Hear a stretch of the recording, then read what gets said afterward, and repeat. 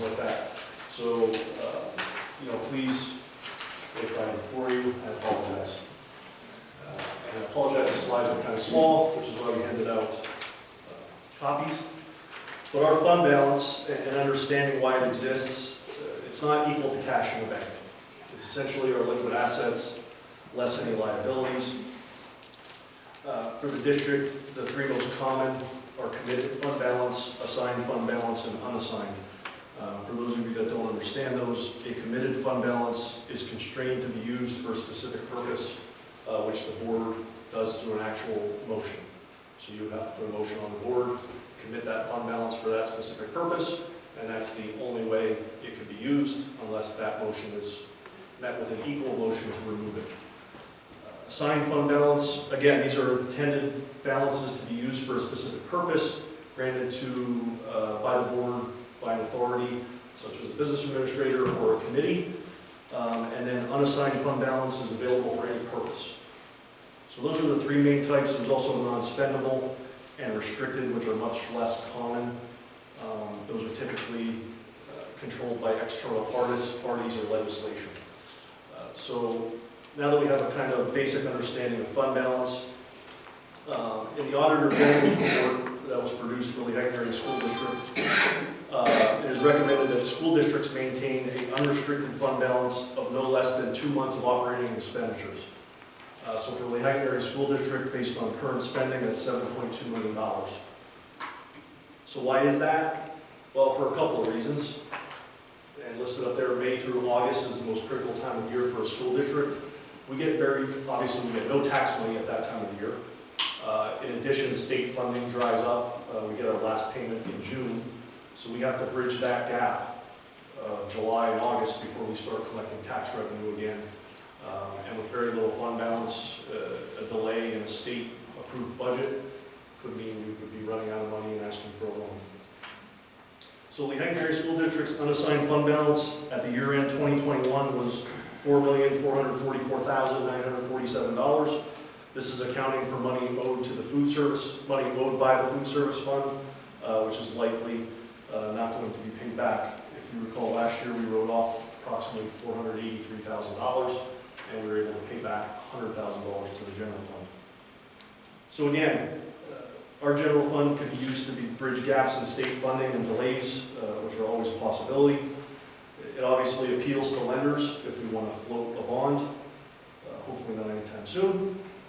It allows school boards, such as yourselves, to provide programs and services while maintaining a level taxation, which has not been the case in the Lehigh Area School District. Obviously, emergencies arise, and the need for funding that may not be a budgeted expenditure could come from a fund balance. And then also financial institutions recommend operating position always be positive. So to understand our taxing authority, each year a school district must certify an estimate of fund balance along with its budget to the PBE.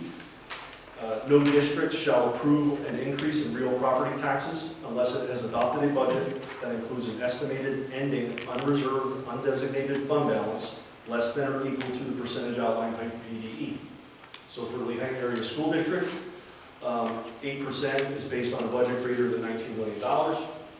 So 8% of our budget would be the threshold which would dictate whether or not we should increase real property taxes. So this is not what our fund balance is at the end of the previous fiscal year. It is what our projected ending fund balance will be for that budget year. So I think it's important to understand that we're not looking at $4.4 million and saying, well, that's what our fund balance is, and this is our budget, and we can't increase taxes, or we don't want to increase taxes. And you've got to project what your fund balance is going to be at the end of that budget year. So at the end of 22-23, we're projecting what our fund balance will be, which will determine whether or not we're above or below that threshold. Any use of fund balance for budgeted expenditures results in immediate designation of those funds and excludes those from fund balance.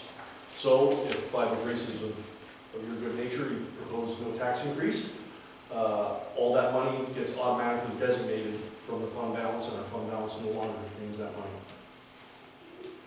Budgeted policy of Lehigh Area School District says that it will strive to maintain an unassigned fund balance of not less than 5%, as well as an unassigned balance As well as if the unassigned balance exceeds 8%, the board may utilize a portion of those funds for non-reoccurring expenditures only. That's right from our policy.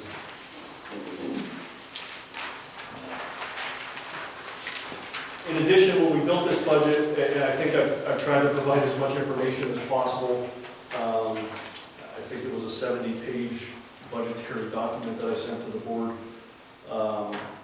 There's a lot of different philosophies on budgeting. To be efficient and effective, the budget process must obviously match the philosophy.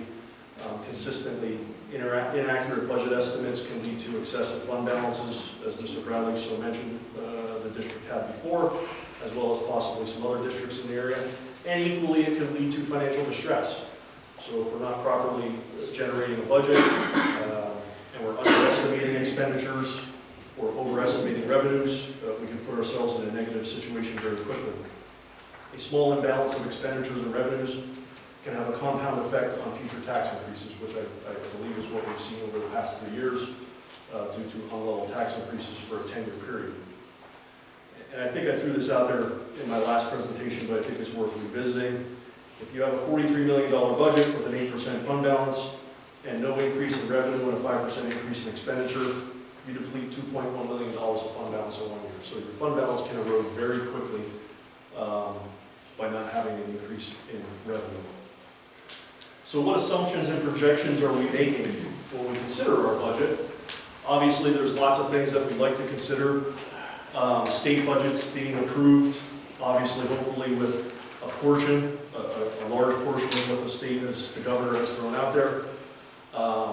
In our instance, it was a substantial number, but the precautionary warnings from PASBO were not to include that in your budget. Are we allocating dollars to satisfy any unresolved contracts, any legal fees, or any significant lawsuit settlements that the district might be facing? Are we making investments in things for the future, such as curriculum, unforeseen things, God forbid a traffic signal? And then as well, can collection rates be consistent with the previous year? So when we start to talk about an actual tax increase, we look at millage rates, and everybody wants to know what a mill's worth. So a mill at Lehighton Area School District is worth $394,056 in gross. When you net that out with penalties and discounts and the collection rate, it's about $370,000. So 2 mills gross is $788, net $740. The max Act 1 increase for this year for Lehighton is 2.48 mills, which would gross $977,000 for $918,000 net. And how much does that really mean to a taxpayer? 1 mill equates to $4.66 per month for the average assessment in the Lehighton School District.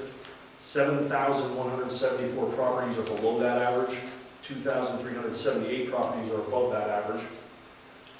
So the average increase of 1 mill on those 7,174 properties is $2.04 a month.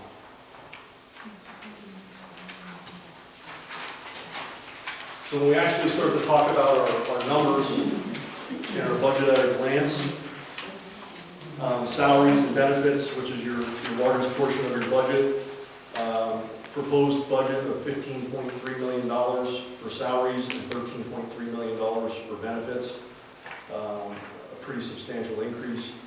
Some of that is inflated due to ESSER ARP one-time spending for learning loss, which I believe, I have to pull the number, I believe is approximately $500,000. Purchase property and professional and technical services is relatively flat at $3.2 million or a $56,000 increase. Object code 400 purchase property services, $77,000 increase at $504,000. Other purchase services, which is typically where your charter and cyber school tuition falls, $6.4 million, a $40,000 increase. Supplies, $1.3 million, $234,000 increase. Real property, $572,000 or a $250,000 increase. And again, that is one-time purchases with the ESSER ARP grant to get our one-to-one technology program up to date as well as replace some of the aging technology within the school district. And then your 800 and 900 codes, object codes, are basically your financing and your debt that the district currently has. When you look at these numbers, 34.2% of your budget is salaries, 29% is benefits. So over 60% of your budget is salary and benefits alone. Your debt, your 800 and 900 object series is right around 10%. And your supplies, realistically, 2.6%, with the 1% added in there for the property, for purchases of technology items, puts you right around 4%. I think it's also important to understand the NSLP. So currently, all of our students eat free, which was a program the federal government rolled out when COVID hit. The district currently is reimbursed at a higher federal rate for all meals that we request reimbursement on.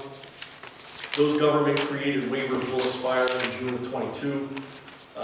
Congress has not included a continuation of that program in the new spending bill, which they passed in March of this past year. So the district will go back to a 3-tier system of paid, reduced, and free lunches. And that's dependent on direct certification from the state. So the state basically tells us which families qualify for free or reduced based on direct certification. As well, families have the opportunity to fill out an application to qualify for any of those purposes. You know, it's my belief that this will reduce the number of meals served in the district. As well, it will definitely have an impact on the reimbursement rates, because we'll no longer get the higher federal reimbursement rate for free meals, because those are reimbursed at a higher rate than a paid meal.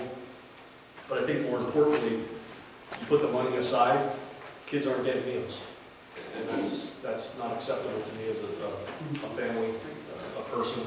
So just to let the board know, I asked Ed to add this slide in because we had a conversation about it after our nutrition group did a presentation. And this grant was supposed to expire last year, but then in the summer, correct? Like July, they decided to renew it for another year.